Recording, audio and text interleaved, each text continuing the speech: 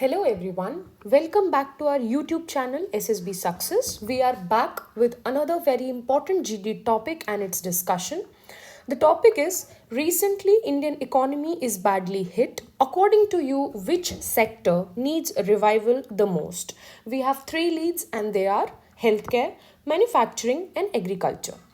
So there have been some loopholes, कुछ negatives रहे हैं जिन कारणों से इंडियन इकोनॉमी ने काफ़ी हद तक सफ़र किया है.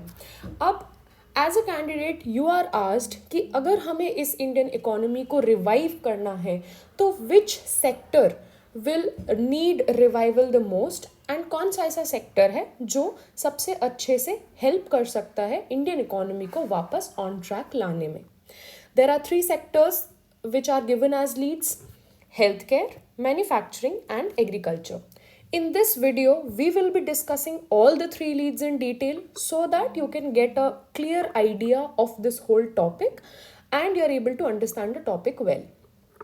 First and foremost, healthcare sector. Health sector जो है किसी भी एक नेशन के वेल बीइंग के लिए काफ़ी ज़्यादा इम्पॉर्टेंट है. और जब कभी बात आती है पेंडेमिक की या क्राइसिस की, as we saw in the COVID era, we knew कि हेल्थ केयर जो सेक्टर है वो कितना इम्पॉर्टेंट बन जाता है. इस हेल्थ केयर सेक्टर में अगर हमें रिवाइवल करना है तो हमें किन चीज़ों पे ध्यान देना होगा.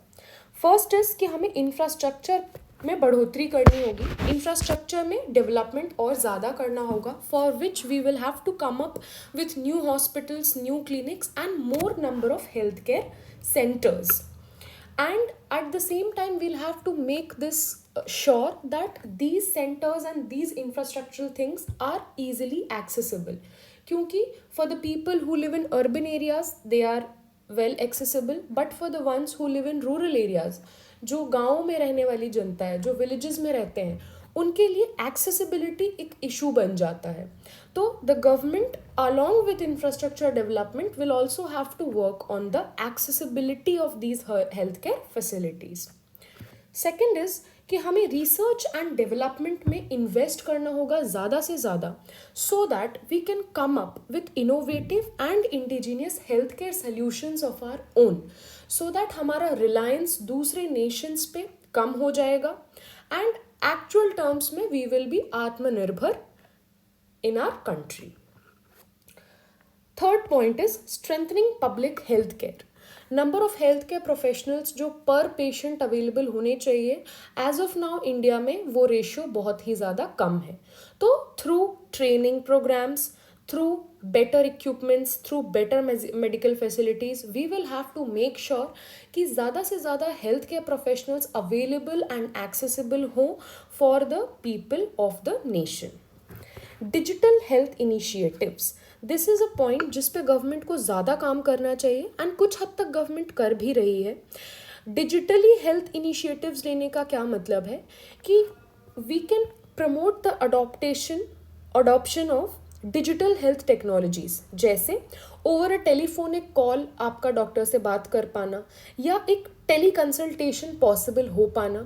इससे होगा ये कि for the people who live in remote areas, for the people who live in villages, many a times उनके लिए शहर आना, डॉक्टर को विजिट करना becomes a lot of challenge. So ऐसी सिचुएशंस में डिजिटल हेल्थ इनिशिएटिव्स जो हैं they can be of great importance और ये एक्सेसिबिलिटी के इशू को काफ़ी हद तक कम कर देंगे. Health insurance reforms. अभी जो रिफॉर्म्स चल रहे हैं उसको हमें और ज़्यादा अफोर्डेबल बनाना होगा and we'll have to make it accessible to all sections of society. इसके ही साथ साथ गवर्नमेंट को कुछ ऐसे अवेयरनेस प्रोग्राम्स भी लाने चाहिए जिसके थ्रू वो ज़्यादा से ज़्यादा लोगों को एनकरेज करे कि आपको हेल्थ इंश्योरेंस लेना इम्पॉर्टेंट है and it will be helpful in future. अब इसी दिशा में सरकार ने कुछ अहम कदम ऑलरेडी उठाए हुए हैं जिनके बारे में हम डिस्कस करेंगे. जैसे कि गवर्नमेंट लॉन्च्ड प्रधानमंत्री स्वास्थ्य सुरक्षा योजना. इससे क्या होगा, न्यू मेडिकल कॉलेजेस बनाएंगी गवर्नमेंट, हॉस्पिटल्स बनाएगी एंड एम्स के इंस्टीट्यूट्स बनाएंगे. National health protection scheme Ayushman Bharat. Ayushman Bharat ने दो चीज़ें कवर की है. फर्स्ट इज कि हेल्थ एंड वेलनेस सेंटर्स का डेवलपमेंट एंड अनदर इज प्रधानमंत्री जन आरोग्य योजना। इन दोनों से होता क्या है, it provides health insurance to economically disadvantages families. Then vaccine drive in the COVID era we saw कि कोविडशील्ड एंड कोवैक्सिन इन दोनों का not only they were approved but इसको हमने मास में डिस्ट्रीब्यूट भी किया है एंड मास वैक्सीनेशन भी करवाया है। For the research and development government ने इस्टेब्लिश किए हैं इंस्टीट्यूशंस जैसे national bio pharma mission and national biomedical resource indigenisation consortium. इनसे क्या होगा, हम we will be able to do our own research and come up with our own solutions, ठीक है। Then when we talk about manufacturing as a sector, ये हमने बात की अभी हेल्थ केयर सेक्टर की, अब हम बढ़ रहे हैं अपनी सेकेंड लीड मैन्युफैक्चरिंग सेक्टर के रिवाइवल की ओर। मैन्युफैक्चरिंग सेक्टर जो है वो इकोनॉमिक ग्रोथ एंड डेवलपमेंट के लिए बहुत ज़्यादा ज़रूरी है, और मैन्युफैक्चरिंग सेक्टर जितना ज़्यादा डेवलप होगा उतने ही ज़्यादा तेज़ी से एम्प्लॉयमेंट का जनरेशन होगा, क्योंकि we will need manpower to do the work.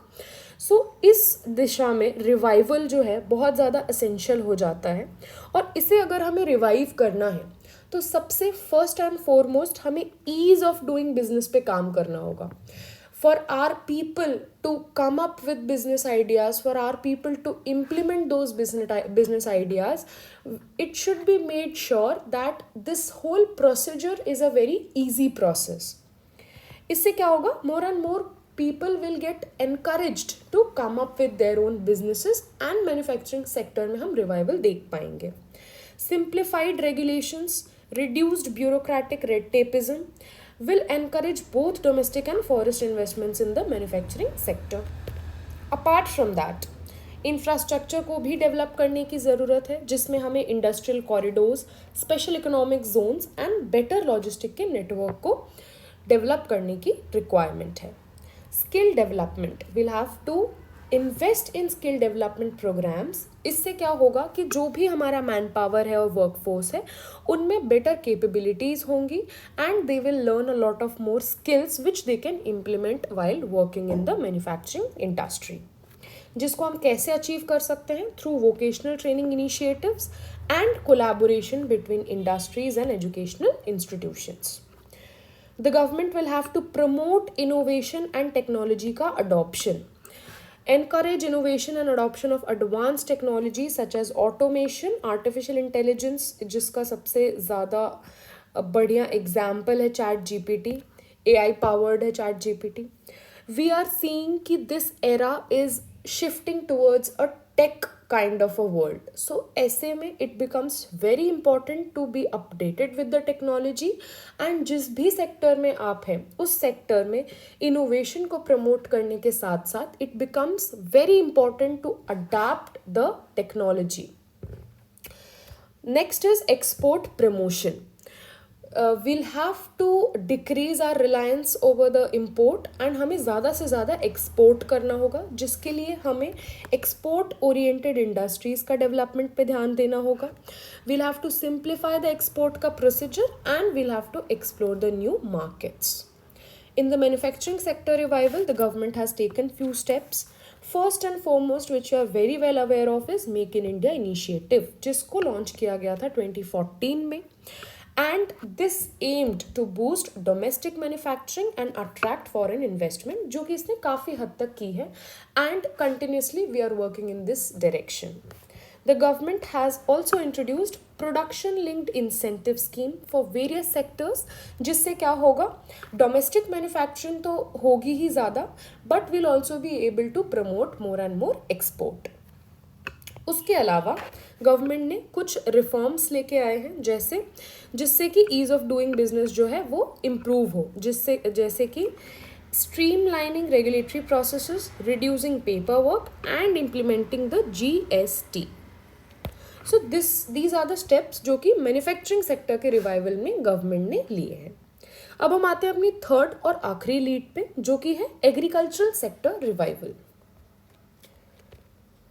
Now agriculture जो है, as we are well aware कि 58% of Indian population is involve in agriculture. और जब हम इंडिया की एज अ नेशन बात करते हैं, we know that we are a agriculture based economy.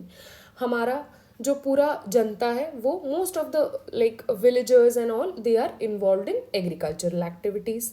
तो इस ऐसी एक सेक्टर को रिवाइव करना बहुत ज़्यादा इम्पॉर्टेंट बन जाता है. इसे हम कैसे रिवाइव कर सकते हैं? फर्स्ट, हम रूरल इन्वेस्टमेंट में रूरल इंफ्रास्ट्रक्चर में इन्वेस्ट कर सकते हैं. The government should take steps जिसमें वो एलोकेट करे फंड्स को फॉर डेवलपिंग रूरल इंफ्रास्ट्रक्चर, जैसे irrigation system, storage facility and rural roads. होता क्या है, कई बार we have water but irrigation systems जो है वो इफ़ेक्टिव नहीं है. तो जो फसल है उस पर सही तरह से और सही समय पर पानी नहीं पहुंच पा रहा है, जिससे फसल खराब हो जा रही है. फिर अगर फसल सही से हो भी गई तो we do not have the facilities कि हम अपने प्रोड्यूस को स्टोर करके रख सकें. Then many a times it happens that even if there is storage, the transportation is not that easy and accessible कि जो स्टोरेज है उसको हम शहर तक पहुंचा सकें. तो ये सारी चीज़ों को इम्प्रूव किया जा सकता है where we can invest in the rural infrastructure. Second is again as I discussed in the manufacturing sector revival कि यहाँ पे भी हमें टेक्नोलॉजी को अडेप्ट करना होगा, जिसमें हमें फार्मर्स को और ज़्यादा एफिशिएंट फार्मिंग टेक्निक्स पे ट्रेनिंग देनी होगी. We'll have to promote the use of high yielding and drought resistant crop varieties and we'll have to encourage the use of precision agricultural tools. Third is access to credit and insurance. जो small और marginal farmers होते हैं उनको उनकी जो requirements है meet करने में काफ़ी दिक्कतें होती हैं. तो ऐसे में सरकार ये कर सकती है कि उनको इंश्योरेंस स्कीम्स प्रोवाइड करे. अगर कभी क्रॉप फेलियर हो गया, कभी कुछ डिज़ास्टर के कारण ड्राउट हो गया, फ्लडिंग हो गई, कुछ भी हुआ, तो ऐसे में उनको क्रेडिट और इंश्योरेंस देना is also a necessary step in the revival of agriculture sector. Market को रिफॉर्म करना is of also utmost importance. इसमें क्या कर सकते हैं, फार्मर प्रोड्यूसर ऑर्गेनाइजेशंस को सेटअप कर सकते हैं, प्राइस डिस्कवरी मैकेनिज्म्स को इम्प्रूव कर सकते हैं and this reducing intermediaries role. This is very important. इसी को ही हम बोलते हैं मिडिल मैन. तो वो चीज़ भी हमें रिड्यूस करनी है so as to ensure that farmers get fair prices for their produce. And last, diversification and value addition. उसमें हमें ये करना होगा कि एक चुनिंदा क्रॉप्स के अलावा ज़्यादा एक्सप्लोरेशन करना चाहिए फार्मर्स को, so that they can reduce the dependence on वो तय अमाउंट जो है फसलों की, और ज़्यादा से ज़्यादा एक्सप्लोरेशन करेंगे सो दैट वो ज़्यादा से ज़्यादा डाइवर्स क्रॉप्स को उगा पाएँ और उनकी डिपेंडेंस कम हो जाए किसी एक पर्टिकुलर क्रॉप पे. इस दिशा में सरकार ने क्या कदम उठाए हैं? पहला है Pradhan Mantri Kisan Samman Nidhi, under which the government will give financial assistance of 6,000 rupees per year in 3 equal installments. Another is National Agricultural Market, ENAM, which is an online trading platform that integrates wholesale market across the country and it allows कि जो farmers हैं वो अपने products को competitive prices में sell कर सकते हैं. Apart from that, the government has set up Agriculture Infrastructure Fund with a corpus of 1 lakh crore rupees. इससे क्या होगा कि पोस्ट हार्वेस्ट इंफ्रास्ट्रक्चर जैसे कोल्ड स्टोरेज हो गया, वेयर हाउसेज हो गए, प्रोसेसिंग यूनिट्स हो गए, इन सब के डेवलपमेंट में this money would be utilised. So this was all about the 3 leads. अगर हम एक कंक्लूजन की बात करें तो इंडियन गवर्नमेंट ने काफ़ी सारे इनिशिएटिव्स लिए हैं, कंटिन्यूसली वो काम कर रही है कि हर एक सेक्टर को रिवाइव कर सके. इसमें हम ये कर सकते हैं, we can strengthen infrastructure, attract investment, empower stakeholders and promote growth. But for us to revive our economy, sustained efforts and efficient and timely implementation जो है बहुत ज़्यादा required है, along with continuous monitoring. If we do these things as a concerted effort of individuals of nation as well as the government, we'll be not only be able to revive our economy but also we'll be able to emerge as one of the strongest economy on a global platform. I hope you understood this whole topic. If you have any doubts, you can write down your doubt in the comment section below. And until then, all the best. Keep preparing for SSBs. We'll again be back with another video. Jai Hind.